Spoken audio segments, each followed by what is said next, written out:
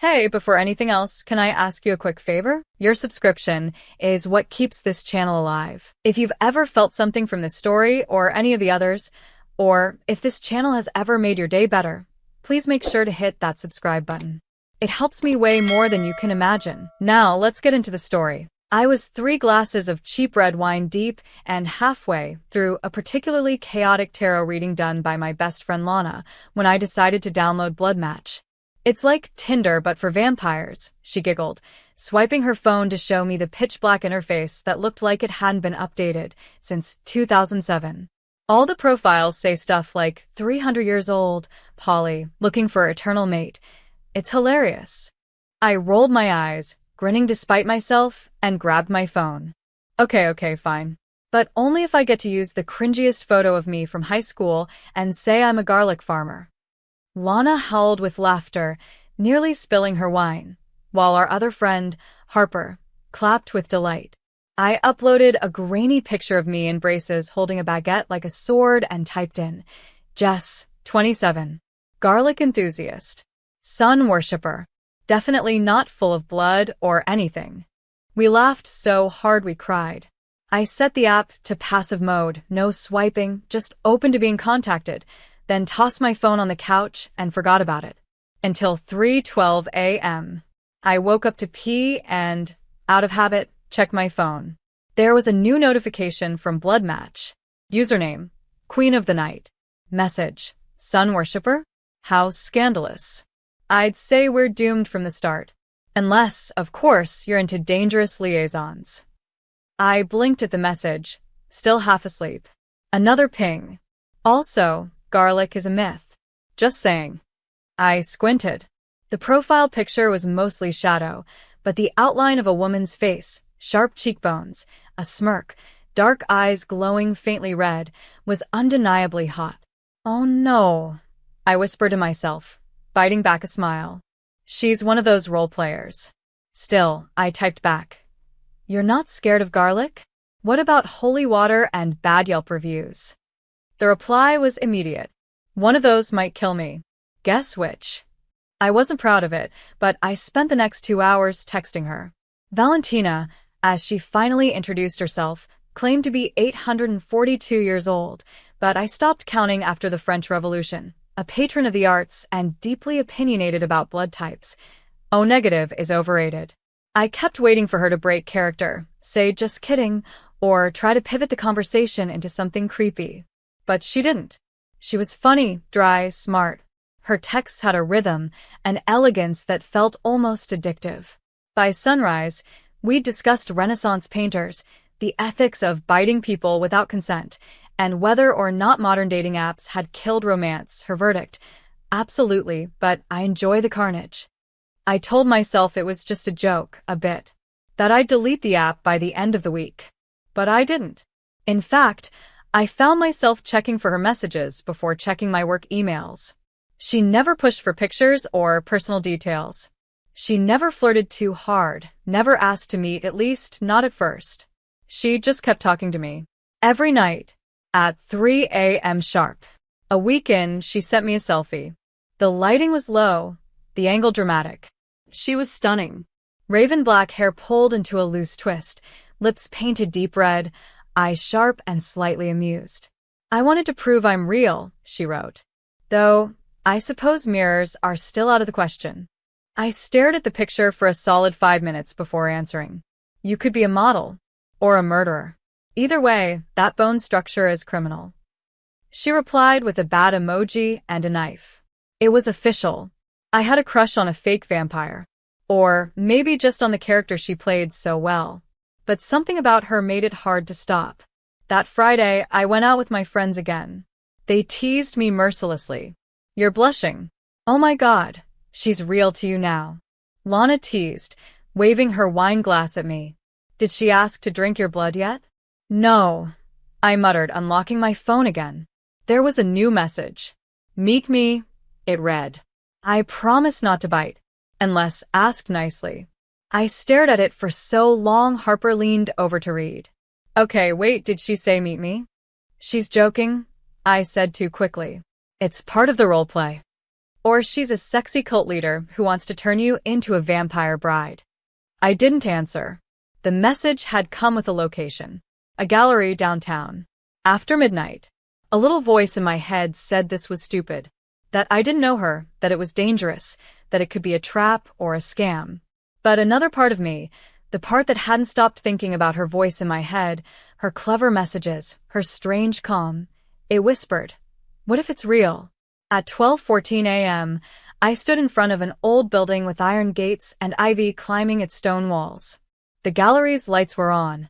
A single candle flickered inside. I hesitated, heart pounding. My phone buzzed. I see you. I jumped, glancing around. Nothing.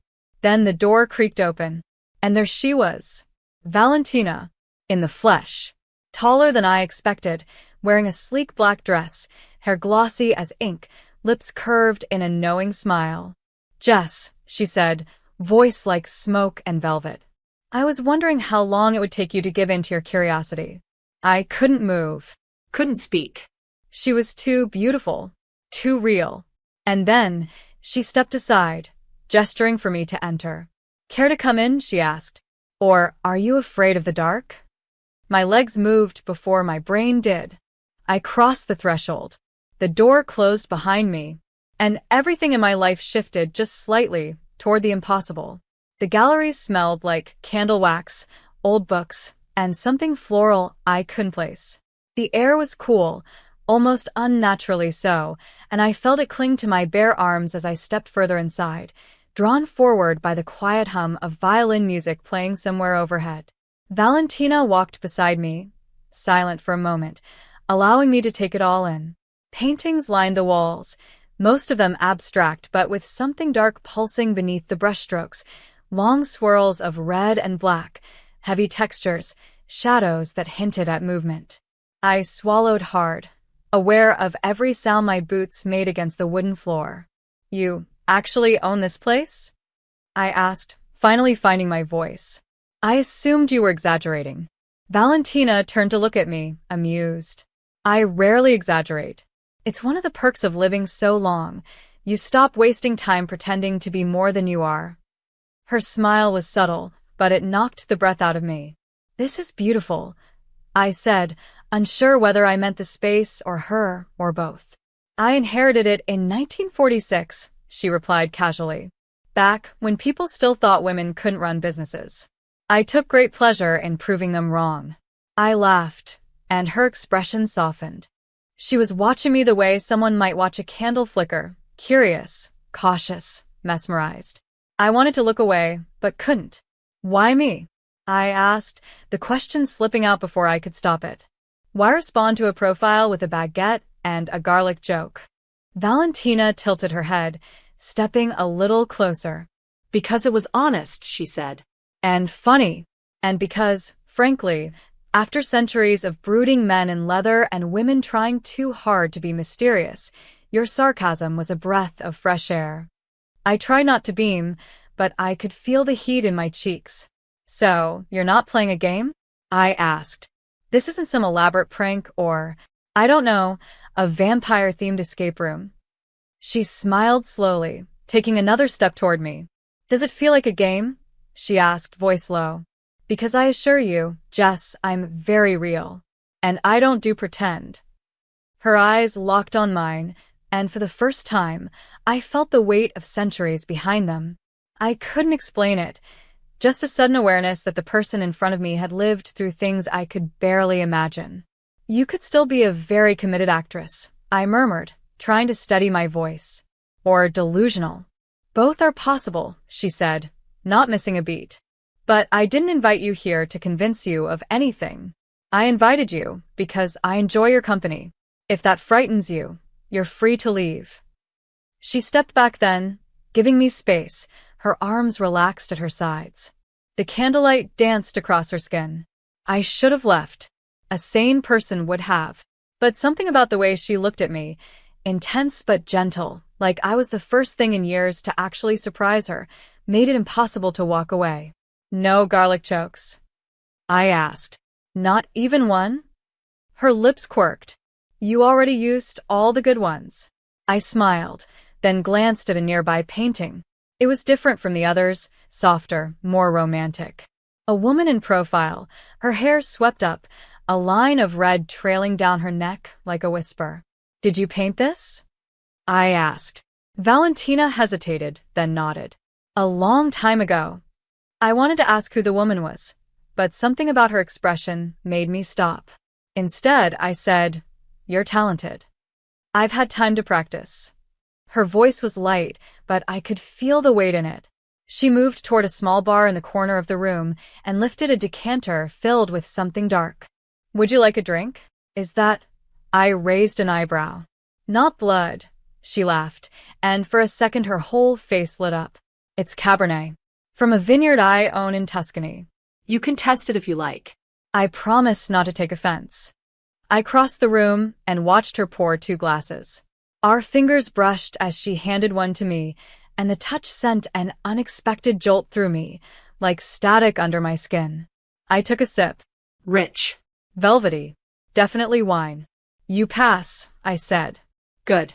I'd hate for our first date to end in disappointment. I blinked. "Is this a date?" Valentina raised her glass. "You came to meet a woman you met on a vampire dating app, after midnight alone. If it's not a date, then I misread the dress code." I glanced down at my black jeans and leather jacket. I didn't know what to wear to flirt with a possible immortal. "You chose well." Her eyes dropped to my lips then, and the room went very still. "Are you nervous?" she asked. "Only because I don't know if this is real," I whispered. "It is," she said. "And I'll never lie to you, Jess." "Not about what I am." "Not about what I want."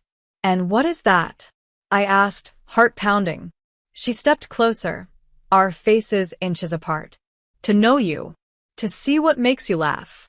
To hear your thoughts before sunrise. To learn how you taste when you're curious and brave and just a little bit scared." I froze.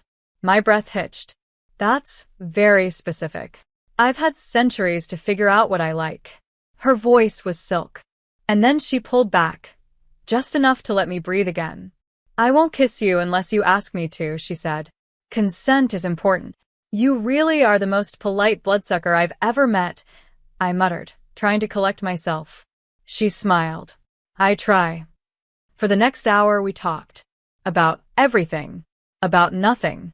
I told her about my job in marketing, about my sister's ridiculous wedding, about how I hate cilantro and love thunderstorms. She listened like every word mattered. And when I finally stood to go, the clock creeping toward 3:30 a.m., she walked me to the door. "Thank you for coming," she said. "Even if you still think I'm delusional." I hesitated, then looked up at her. "I think you're dangerous," I said.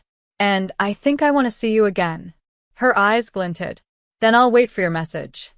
I stepped into the night, the cool air biting at my cheeks, heart racing like I'd done something reckless. I didn't look back.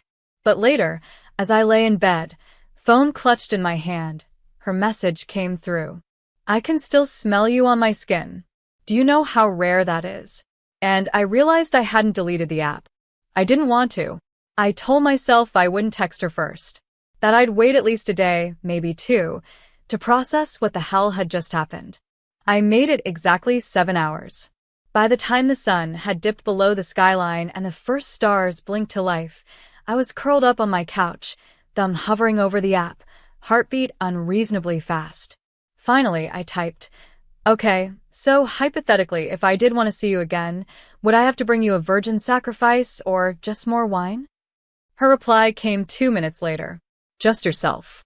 Preferably in that same leather jacket." It smelled like storm clouds and heat. I bit my lip, smiling stupidly at the screen. "You're very poetic for someone who claims to have no soul." "Who said I have no soul?" she wrote.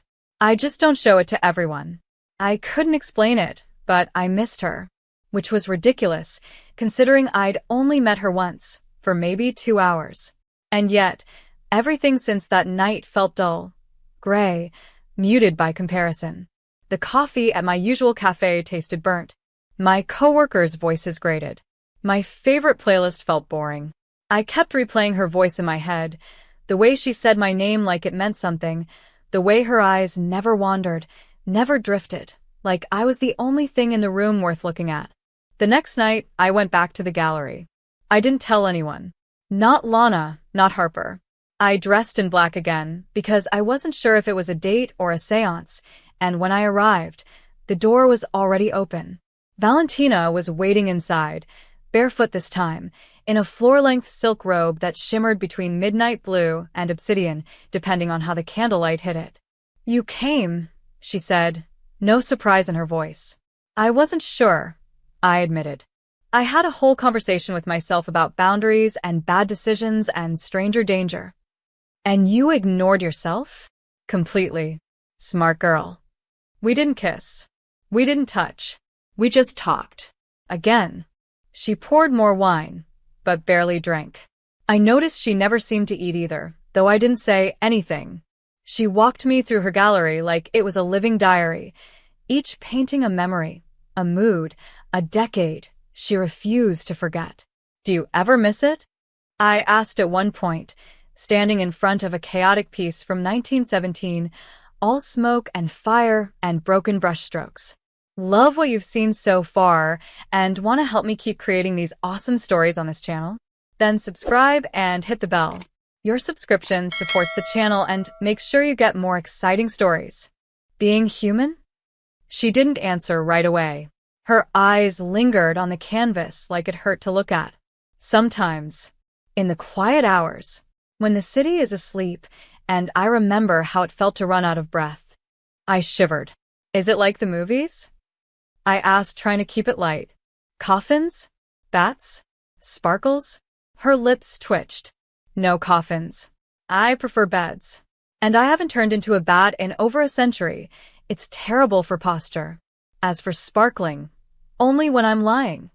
I laughed, and she stepped closer. Her fingers brushed a strand of hair from my face, lingering a second too long. "You still think this is a game, don't you?" she murmured. "I don't know what I think," I admitted. "But I haven't been able to stop thinking about you since the moment you texted me. And that scares me a little." "Good," she whispered. "Fear keeps the blood warm." My skin prickled, and for a heartbeat, I thought she might kiss me. But she didn't. Instead, she turned away like she was resisting something. "You should go," she said, voice suddenly strained. "It's late." "You're sending me home?" "Yes." "Why?" "Because I want to kiss you," she said without turning around. "And if I do, I'm afraid I won't stop there." The silence stretched between us, thick and heavy. Finally, I said, "Maybe I don't want you to stop." She turned slowly, and the look in her eyes was pure hunger, but not just for blood. For me. "You're dangerous, Jess," she said, like it was the punchline of a joke. "You don't even know what you're inviting." I stepped forward.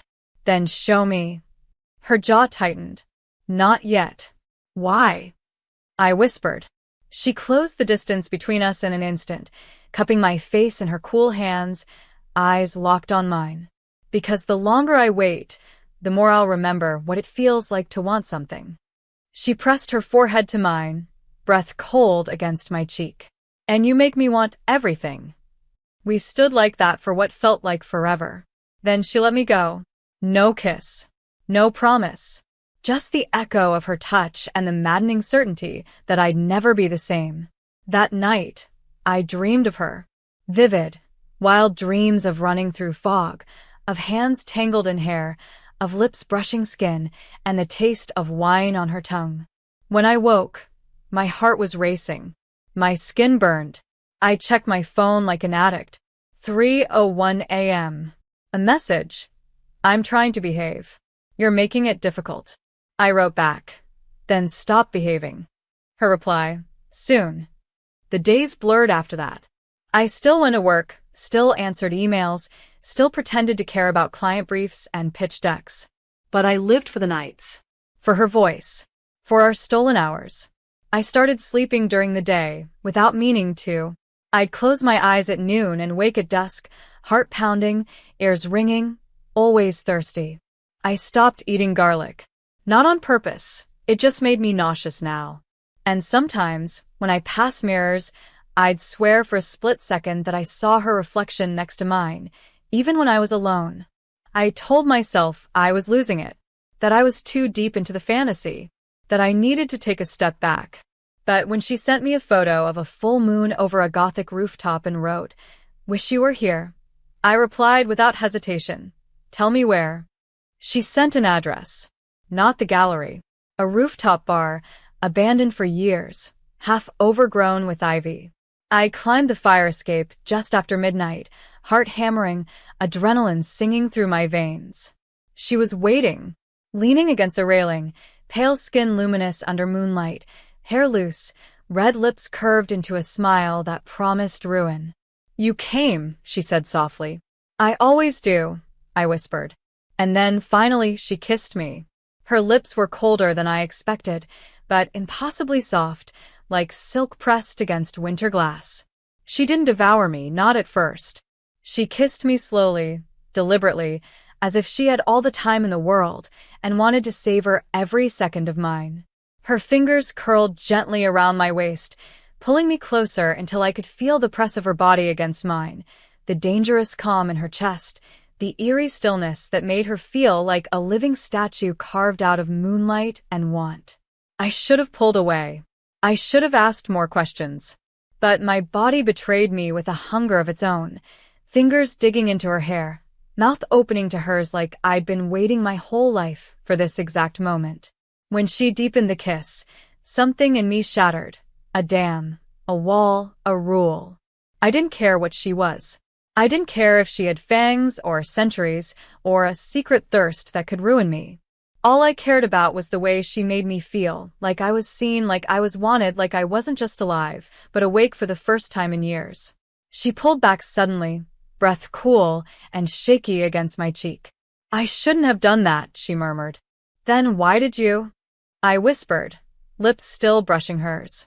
"Because I wanted to remember," she said, voice hoarse. "And because you taste like the end of something I don't want to survive." We stood there in silence, the city stretching below us in glittering stillness, and I realized I was trembling, not from fear, but from the intensity of what she made me feel.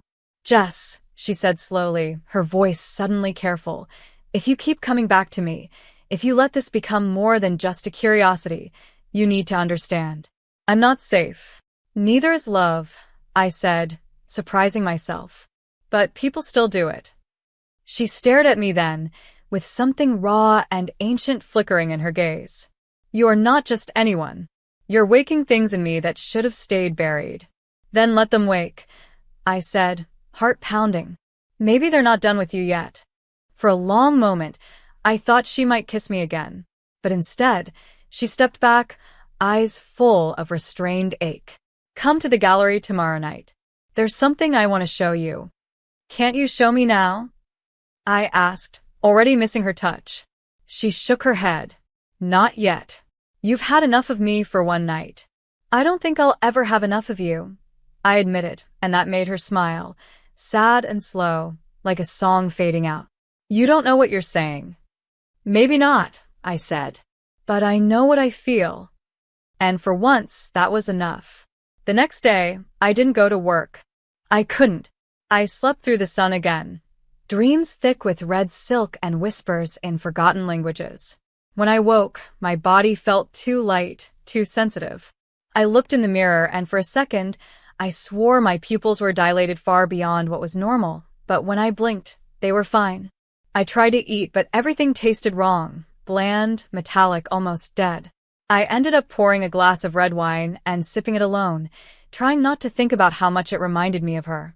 At midnight, I returned to the gallery. It was darker this time, the candlelight more sparse, shadows longer, deeper. Valentina stood in the center of the room, beside a new painting covered in black velvet. She wore a dark red dress that clung to her like liquid, and when she turned to face me, there was something different in her eyes, something quieter. "You came," she said softly. "Did you think I wouldn't?" "Part of me hoped you wouldn't," she admitted. "It would have been safer." "Too late." She nodded once, then gestured to the painting. "This is yours." I frowned. "What do you mean?"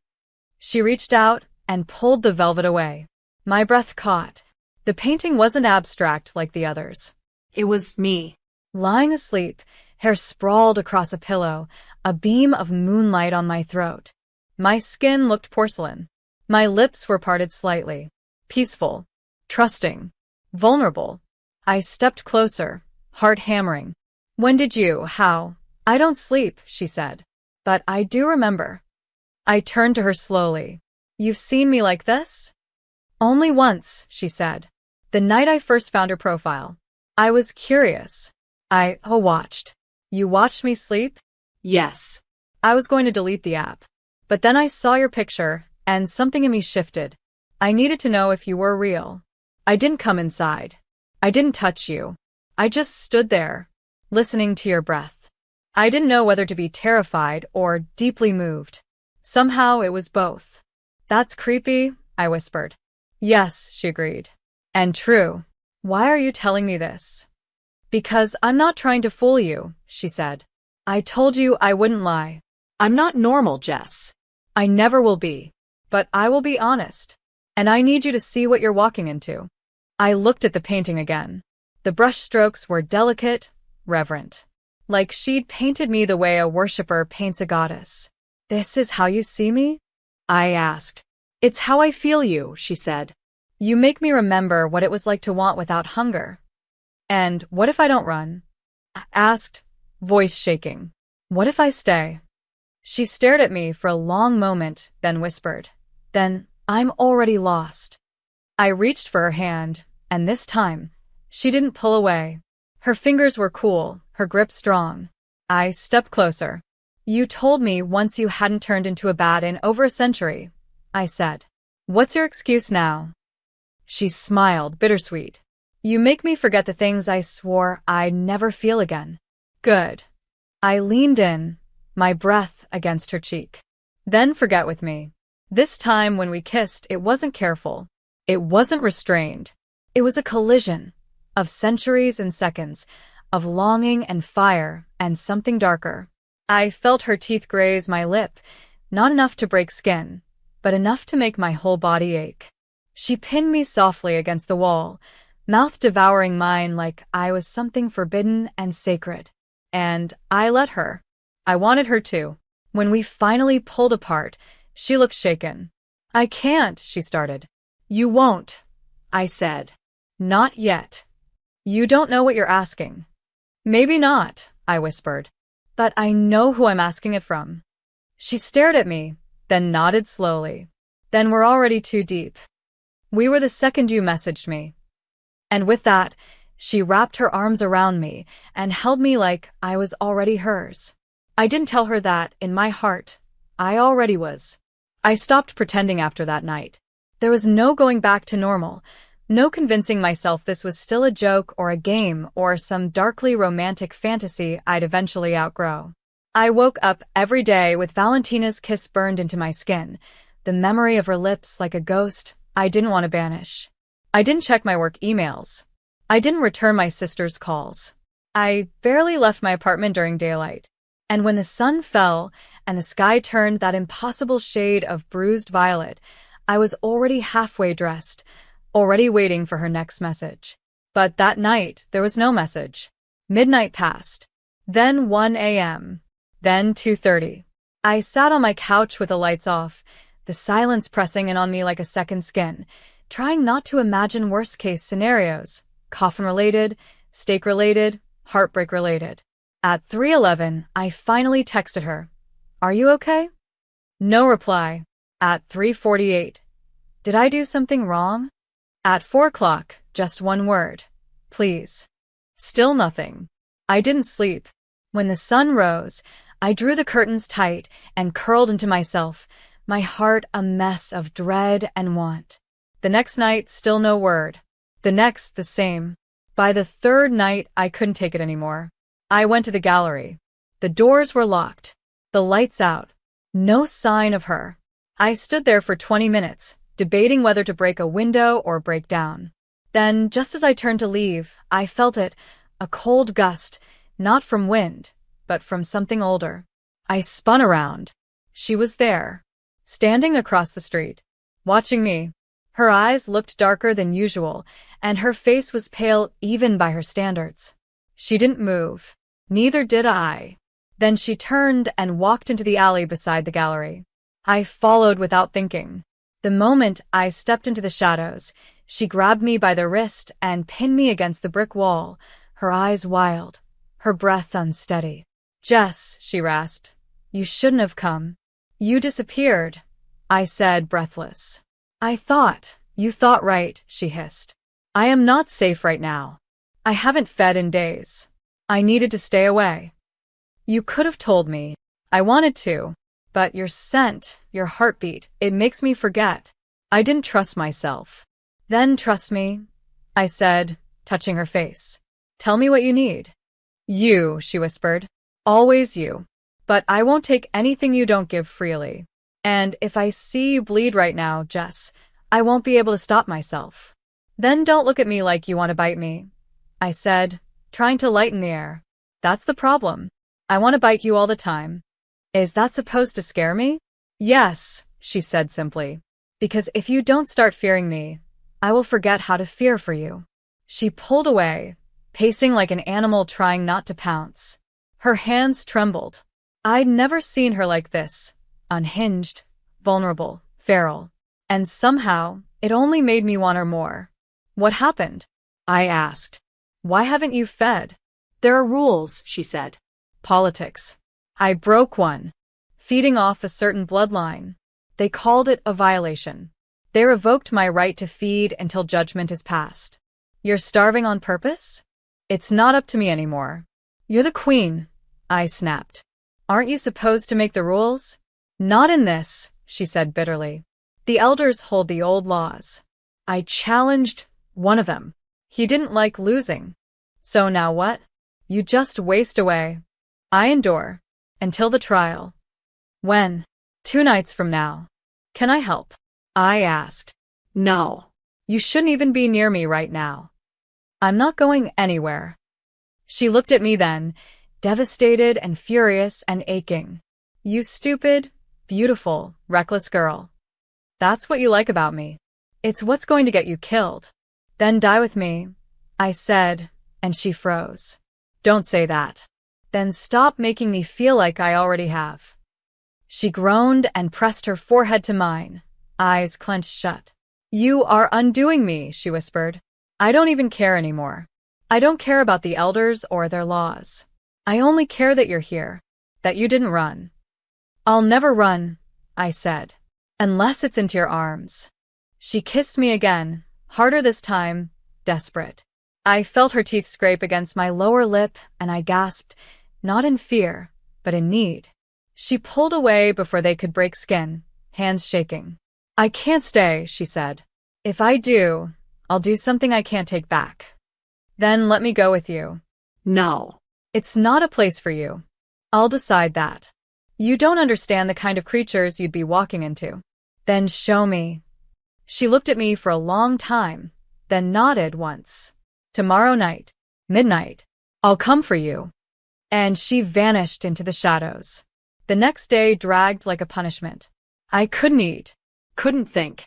My reflection in the mirror looked off. Paler, eyes too sharp. I shook it off. Maybe I was imagining it. Maybe I was infected with her madness. I didn't care.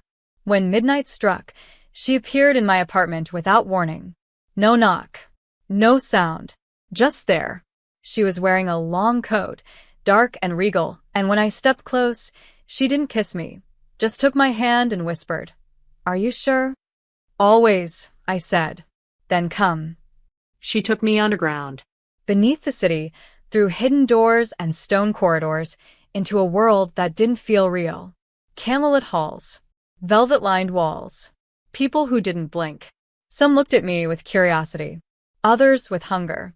I clung to Valentina's side as she led me into a chamber filled with red glass and whispers. "Don't speak," she warned. "Just observe." At the center stood a throne, and on it a woman older than time, eyes like coal, mouth like a wound. She looked at me, smiled. "So this is the queen's mortal weakness," she said. Valentina stiffened. "She's not part of this." Everything that touches you is part of this. Valentina tightened her grip on my hand. 2 nights from now. And then you never speak her name again. We'll see, the woman said. We left in silence. Once outside, Valentina looked shaken. I shouldn't have brought you there. I'm glad you did. Why? Because now I know what you're fighting against. And I'm not afraid. You should be. I'm not. She looked at me then like she wanted to say something final, something sacred, but instead, she pulled me into her arms and whispered, then stay with me. Until the sun rises. Just stay. And I did. She didn't let go of me for hours.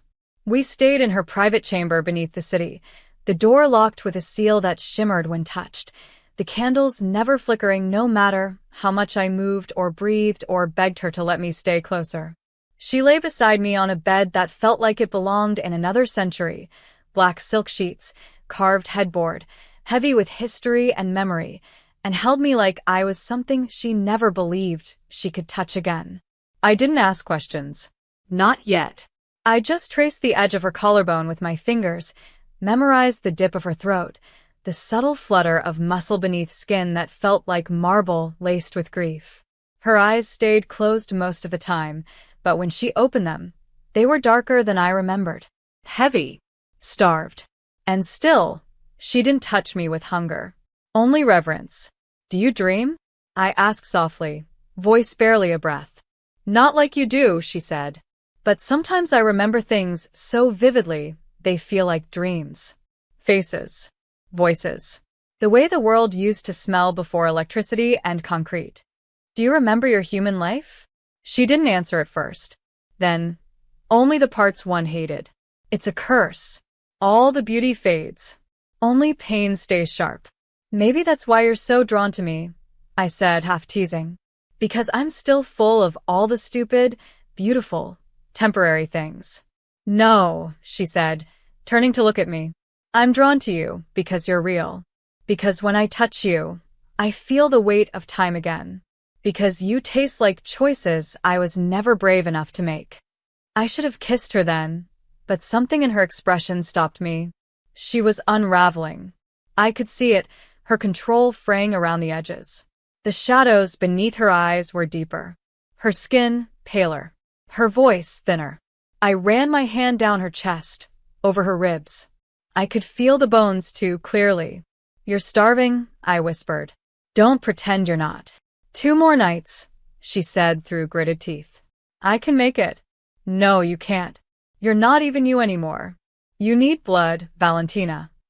Not yours, she snapped. That's the one thing I won't take. You're already taking it, I said. Every night I lose sleep. Every time my heart races just because I think of you. Every time you kiss me and I forget how to breathe. I'm bleeding for you in ways you don't even see. She looked at me like I'd hit her. I don't want to hurt you. Then don't pretend I'm safe from this. I'm not. You've already ruined me. She reached for me then, hands trembling, and pulled me onto her lap. I straddled her without hesitation, gripping her shoulders, our foreheads touching. You make me weak, she whispered. And I crave that weakness more than I crave blood. Then have me, I said, voice shaking. But don't lie to me. Don't hide behind restraint. I know what you want. I feel it. You have no idea what you're inviting, she growled. I'll know when it's too late, won't I? Her eyes locked on mine. Don't tempt me. I'm not. I'm offering. She slammed her mouth against mine with a hunger I hadn't felt before, uncontrolled, raw, wild. Her teeth grazed but didn't pierce. Her tongue was colder than mine, but the fire between us burned so hot, I barely noticed. My hands tangled in her hair. Her fingers dug into my hips. And when she pulled back, panting like she needed breath she didn't have, her eyes flashed red. Get out, she said suddenly. No, I said, get out, Jess. Make me. She shoved me off her, stood, and paced to the far side of the room. You don't understand. I'm so close to losing it. I haven't felt like this since I was turned, and that was centuries ago. Then take something, I said, rising to my feet. Take a little. Just enough. No, then what? You waste away? Let them destroy you at the trial? Let me watch you die. She turned sharply. You wouldn't watch. You'd be taken too. You think they'll let you walk away after seeing what you saw? Then we burn together. Don't say that. Why not? You already said, I'm undoing you. Let me be your undoing. Her mouth parted like she wanted to scream. Instead, she crossed the room in a blur and slammed me back against the wall, hard enough to knock the breath out of me. Her body pinned mine, her hand on my throat, not choking, just claiming. Say it again, she growled. Tell me you're not afraid. I'm not, I gasped. Then you're a fool. Maybe. But I'm your fool. Her lips crashed into mine again, and this time, it wasn't delicate. It wasn't reverent. It was desperate, vicious, a kind of surrender I didn't know I was capable of giving. I felt her fangs brush against my lip, and I arched into her, daring her, begging. She pulled back, her breath ragged. If I start, I won't stop. I trust you. Don't. I already do. Her hands slid to my hips, and she rested her forehead against mine. I need you, she whispered. But not like this. Not out of weakness. Then when? I asked, tears burning behind my eyes. When I can offer you forever. Not just tonight. That's not fair, I choked. None of this is fair. I know. She kissed my cheek, then my temple. But if I cross that line now, I'll never forgive myself. Then hold me, I whispered. Just hold me until the sun rises. And she did. Wrapped around each other in silence, her arms tight around my body, like she was trying to memorize the shape of me before she broke. I didn't sleep. I couldn't. I just listened to the sound of her not breathing, the way her body stayed perfectly still. And I wondered, not for the first time, if I'd already begun to change. If some part of me had already started crossing over without her touch, without her bite. Because in the dark, in her arms, I didn't feel human anymore. I felt like something waiting to bloom. Or burn. The night before the trial felt like a heartbeat stretched too thin. I couldn't focus. I couldn't breathe properly unless Valentina was close, and even then, the air between us was thick with things unsaid. Hunger, restraint, dread, love. I could feel the change in her energy. She was quieter, colder, even in my arms. Like something inside her had curled inward in preparation for pain. I didn't ask questions at first. I just stayed close, clung to her like an anchor, kissed the curve of her jaw whenever she looked too far away. But eventually I had to ask, what happens if they rule against you? I whispered. Her eyes stayed on the ceiling, unmoving. They stripped my claim to the bloodline. My title. My protection. Anyone could challenge me. Kill me. Take you. Take me? I sat up, pulse racing. Why would they want me? Because you're mine, she said softly. Because you've seen too much. Because your blood is different. Different how? Her silence stretched too long. I touched her arm. Valentina. She looked at me then, finally, and I saw it, the flicker of fear. You shouldn't be resisting me this long. No human should. Your scent should have driven me mad by now. But it's changing. I don't know why. You're not one of us. But you're not exactly what you were either. You think I'm turning? I asked, heart thudding. Without being bitten? No, she said. But something is waking up in you. Maybe it's because of how close we've been. Maybe it's something older. I don't know. But it's dangerous. And they'll sense it. Then we lie. They don't believe lies. They taste them. Then we run. There's nowhere to go. There's me, I said. There's us. She closed her eyes. Jess, I can fight 1,000 enemies. But I don't know how to fight the fear of losing you. I kissed her then, hard, urgent, desperate, and she kissed me back with equal fire. But it wasn't enough. Not anymore. The taste of her, the weight of her body against mine, the ache between my thighs every time she looked at me like I was the last good thing left in the world. It wasn't enough. I needed more. I needed all of her. Then don't lose me, I said against her mouth. Take me, mark me, make me yours. Not yet, she whispered. You don't know what you're asking for. I know exactly what I'm asking for. I want to belong to you, and I want you to belong to me. She gripped the back of my neck, forehead pressed to mine. If they see how deep this goes, they'll call it weakness. They'll exploit it. Then let them try. You're not afraid anymore, are you? Not of them. Only of what happens if I have to let you go. Her mouth trembled. Then come with me tomorrow night. To the trial. Stand beside me. Let them see. Are you sure? No, she said. But I want them to understand what they're threatening. I want them to look at you and know they've already lost. The next night, we dressed in silence. She helped me into a long black coat, something centuries old but perfectly fitted to my frame. Her fingers lingered on my shoulders. I wanted to kiss her, but I knew better now. There were moments when desire had to sit behind strategy. She wore red, deep, blood-colored silk that clung to her like armor made of wine and vengeance. Her hair was twisted into a crown, her eyes lined with something ancient and lethal. She didn't look like my Valentina. She looked like the queen they feared. She held my hand as we descended into the underworld again. The halls were colder this time, less curious stares, more hostility, whispers that followed us like knives. She's brought the human again. She smells strange, foolish, weak, marked. Valentina kept her gaze forward, her grip unshakable. I focused on her, on the way her thumb brushed over my wrist, the silent reassurance that I still had her, that no matter what happened, this night belonged to us. The chamber was even darker than before. Only one torch burned, casting long shadows across the marble floor. The elders sat in a crescent. The one who'd spoken before, the woman with coal eyes and ash-pale skin, smiled as we entered. Ah, the queen arrives, and she brings her mortal pet.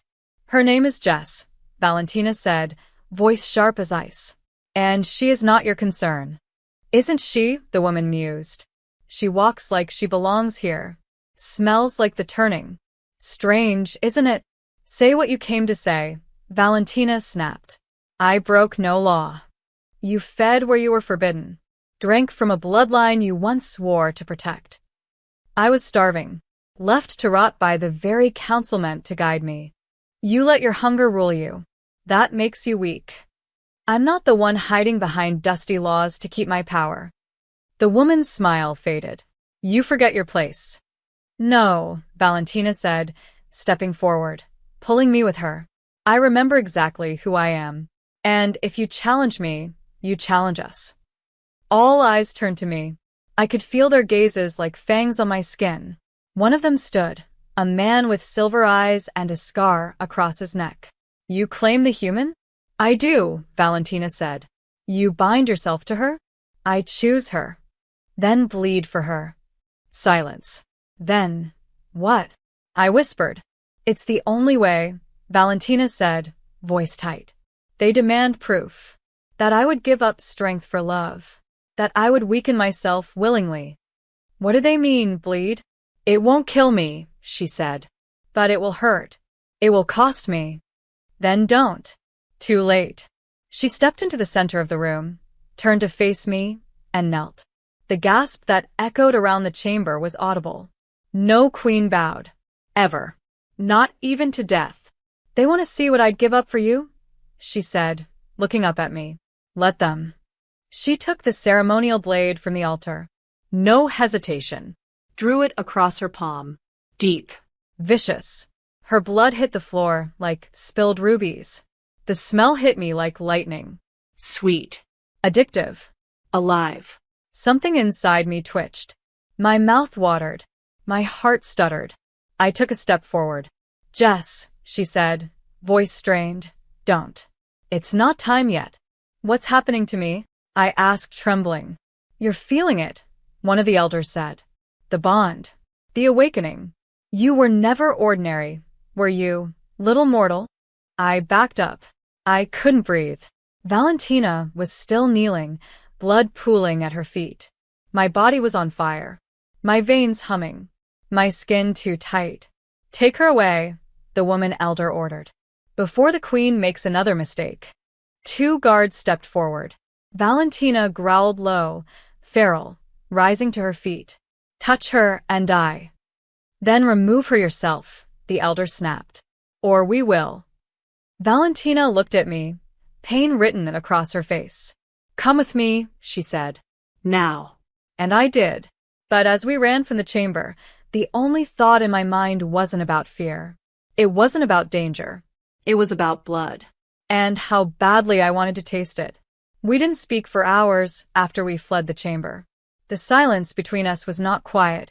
It was loud with everything unsaid, thick with panic and want and the ghost of blood in the air. Valentina drove us out of the city in a black car I hadn't seen before, her grip on the steering wheel white-knuckled, jaw clenched so tight I could hear the tension cracking in her neck. I sat beside her, shaking. My hands, my chest, even my teeth. I wasn't cold.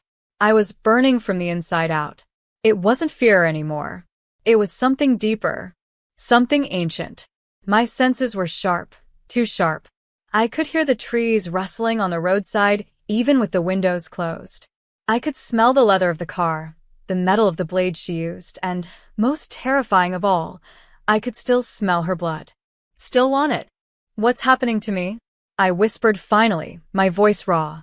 You felt the pull, Valentina said, eyes on the road. That means the bond is real. It's stronger than I expected. You said I wasn't changing. You weren't. Then what is this? Something we don't fully understand. There are stories, legends, about rare mortals who awaken before the bite. But most of them don't survive the hunger. You think I'm one of them? I know you are. The elders knew it too. That's why they looked at you like that. So, what do? We hide. Until I can figure out what this means. You don't think they'll come after us? They already are. She pulled off the road into a hidden path surrounded by trees. At the end, an old house waited, stone, dark wood, overgrown. This was my safe house once, she said. Centuries ago. No one should know it still exists. How long can we stay? I asked. Long enough to keep you alive, she said. And long enough for me to feed before I lose what's left of my control. She stepped out into the night, without another word. I followed, my legs unsteady. The moment we were inside, she turned on me. Her eyes were red again. Her lips parted. You need to stay away from me tonight, she said. Why? Because I'm starving. And now that the bond has activated in you, your blood would destroy me. It would addict me, break me. You said you wouldn't bite me. And I won't, which is why you're staying in the other room. Lock the door. Don't open it. No matter what you hear. Valentina, promise me. Her voice cracked like thunder. I flinched, nodded. She disappeared before I could speak again. I found the room, locked it, curled into a corner on the floor. My body was still on fire. My breath wouldn't slow. My heart pounded loud enough that I could feel it against the walls. And worse, much worse, I could feel her, somewhere in the house, pacing, suffering, her hunger bleeding into mine. I pressed my hands to my ears, tried to block it out. I failed. Hours passed, or maybe minutes, or maybe eternity. Then I heard her voice, outside the door. Low. Broken. Jess. I didn't answer. I'm losing it. A pause. A breath. You smell like salvation. I closed my eyes. I'm not going to hurt you, she whispered. But I need to see you. Just see. Just one look. You said not to open the door. That was before I started seeing you in every corner. Her voice cracked. I'll stay on the other side. Just say something. Anything. I stood slowly, moved to the door, pressed my palm to the wood. I'm here, I said. I'm not leaving you. Then I will break. Her whisper was a sob. You don't understand what you've done to me. I've lived almost 1,000 years, and I've never wanted anything like I want you. And now your blood sings to me. It commands me. Then let it. Silence. What did you say? Let it, I said again, trembling. If I'm changing, if this is happening, then stop running from it. From me. I don't want to lose you, she said. Then don't. I unlocked the door. Opened it. She stood there, shirtless, her chest rising in shallow breaths she didn't need. Her eyes were wild, red, beautiful, dangerous. You shouldn't have done that. But I did. She stepped closer. Her hand reached up, hovered just over my cheek. Do you want me to bite you, Jess? No, I said. I want you. All of you. Whatever that means. You say that now. I'll say it again after. And again. And again. She stared at me like I was unraveling the sky. You're not afraid? Only of losing you. Then you're mine already, she whispered. Even if I never touch your blood. But you want to. Yes. And I want you to. She backed me into the wall without touching me. Her eyes locked on mine. Then kissed me before I lose the ability to ask. I did. Hard. Deep. She groaned into my mouth, her body pressing against mine like she was trying to memorize every inch. I felt her teeth against my lip, felt them tremble. But she didn't bite. Not yet. Her control was terrifying. Beautiful. Tragic. I want to mark you, she breathed against my skin. But I won't. Not tonight. You deserve the choice. The moment. Not a weakness. Then when I know the only reason left is love. It already is, I whispered. You just don't believe it yet. She rested her forehead against mine, trembling. You make me believe again. That's the scariest part. We stayed like that until dawn, wrapped around each other, kissing in whispers, touching like we might never get another night. And though her fangs never broke my skin, I swear I felt something pass between us. A thread, a promise, a hunger that went deeper than blood. We fell asleep together, tangled and unsatisfied, starving in every way but one, for each other. I didn't realize I'd fallen asleep until I woke to the sound of glass shattering. Not loud, precise. Intentional. I bolted upright, still tangled in Valentina's arms, her body stiff and coiled before I even opened my eyes fully. Her hand clamped over my mouth, not hard, but firm. Her eyes, black now, no red, no warmth, were locked on the door. I didn't move. I didn't breathe. I just listened. Footsteps. Slow. Heavy. Confident. She whispered so softly I barely caught it. They found us. My blood turned to ice. I need you to run, she said. No, don't argue. I'm not leaving you. Jess, you said I was already yours. Prove it. Let me stay. She growled, frustrated, then pulled me into a bruising kiss. Then stay behind me. Do not speak. Do not move. No matter what happens. The door exploded inward, splinters flying. 3 figures stepped into the room, dressed in black, eyes glowing faintly silver. Elders. Enforcers. Maybe both. Valentina stood in front of me, naked but for her power, which wrapped around her like armor. She didn't blink, didn't flinch. You've broken the accords, the one in the center said. You defied judgment. You hid the girl. She's not the girl. Valentina's voice was death wrapped in velvet. She is mine. You have no claim, the woman hissed. You bled for her, yes, but you did not mark her. She remains human. The bond is incomplete. Then you shouldn't be able to smell her awakening, Valentina snapped.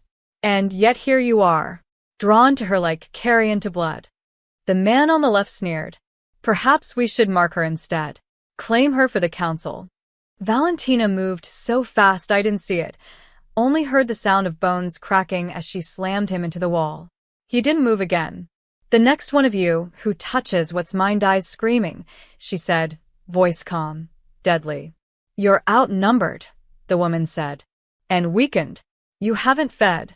You think that makes me weak, she whispered, turning toward her. I haven't fed, because I chose not to. Because I love her more than I need power. That is not weakness. That is restraint you will never understand. Love is irrelevant. Then why does it scare you so much? The woman lunged. Valentina met her midair, fangs bared, claws out, their bodies crashing through the opposite wall like falling stars. I turned, wrong move. The third one, silent until now, was suddenly beside me, grabbing my arm. His eyes were empty. Cold. And then I felt it, his hunger. Not like Valentina's. Not like want. This was consumption. You smell like the beginning of something, he said. And I hate beginnings. I kicked, screamed, tried to fight, but he was strong. Inhuman. My heart pounded and my skin lit up with fire and rage and something else, something deep and old that pulsed through me like a scream in my blood. Then he froze. Not because of Valentina. Because of me. His eyes widened. What are you? He rasped. I didn't know. I still don't. But I reached up and touched his chest, and he burned. Skin sizzling. Smoke rising. He screamed. Collapsed. Gone. Valentina stood above the last elder, blood dripping from her mouth, eyes feral. She looked at me, at the smoking corpse at my feet. What did you do? She whispered. I don't know, I said, shaking. I touched him. She stared at me like I'd sprouted wings. You shouldn't be able to do that.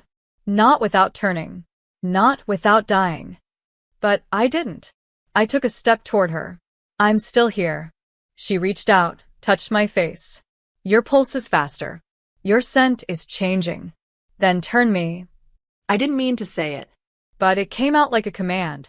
Now. Before they come back. Before someone else does. No, why? Because I don't know what you're becoming. And if I turn you before I understand it, you might die. Or become something worse. I don't care. I do. Her voice broke. You don't get to die for me, Jess. You don't get to make that choice unless I know I can bring you back. Then what do? We run again. I'm done running. Then we fight. With what? With us.